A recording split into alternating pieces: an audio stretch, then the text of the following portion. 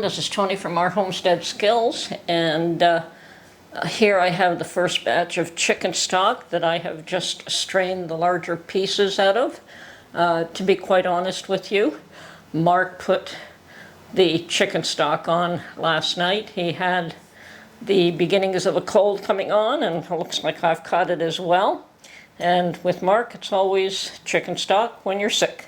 So he put it on, and I'm straining it. I've got my jars ready because this will not be canned, but it will be strained. The big pieces have already been strained out. Now the smaller ones will be, and then it'll go in the refrigerator. And to strain out the larger pieces, all I use is one of these little, excuse me, looks like my throat's messed up as well. Anyway, I use one of these strainers. It actually fits in the item that I use to make sure everything goes in the jars. And here we go. It certainly does not have to be, what's the word? Every little item has to come out of it, but the large chunks do. Now, Mark's already taken some of this and put it in a cup for himself, so I'm thinking at least 4 quart jars. I usually get, about 9 pints, and since he's already taken some, I'm thinking 4 quarts. Now, there's one, and that is still extremely hot.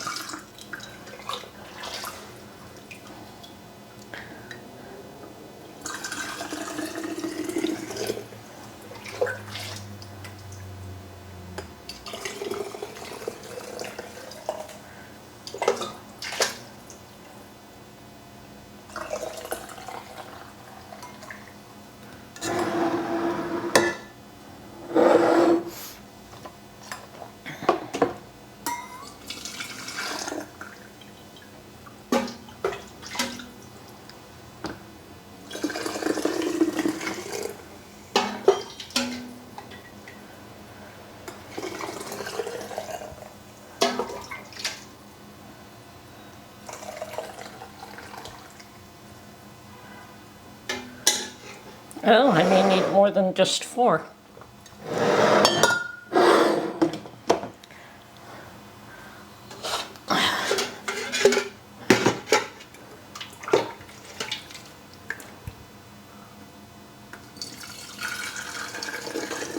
And the issue isn't necessarily trying to strain out bits of meat, but definitely bones.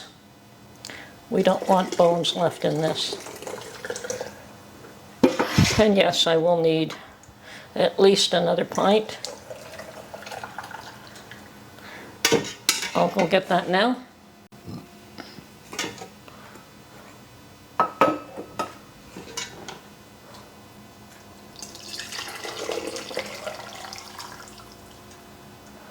Yep, there we are.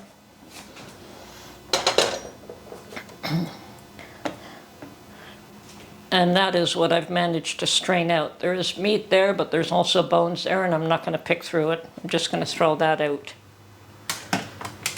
And I'm just going to put plastic caps on all of these. These are not being canned, by the way. If I was going to can them, certainly I would not be using plastic caps.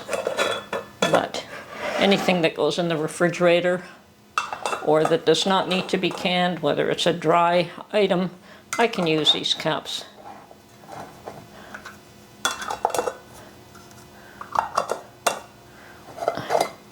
There we go, and these are still hot, and I do have to find a spot in the refrigerator to store them, and I'm sure Mark will have them all used up before much longer anyway. Okay, and speaking of getting back into a routine in Canada, I have pulled out my sourdough starter, and it's fine now, but you know what? It took 2 feedings to get this back to life. Whereas the one I started in the south was alive with 1 feeding which normally takes about 7 days to create up here. Now, this has been live for quite a long time now. It's just every so often I don't make any bread, and so I put it in the refrigerator to slow down the fermentation process and keep it alive. And when I got back, I did pull it out, and it had that horrible liquid on top that it separated, and it smelled like turpentine.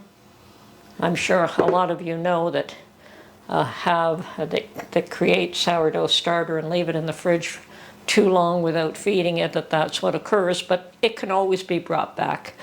But this has had 2 feedings, and I still am not happy with the smell. Like, it should smell fresh.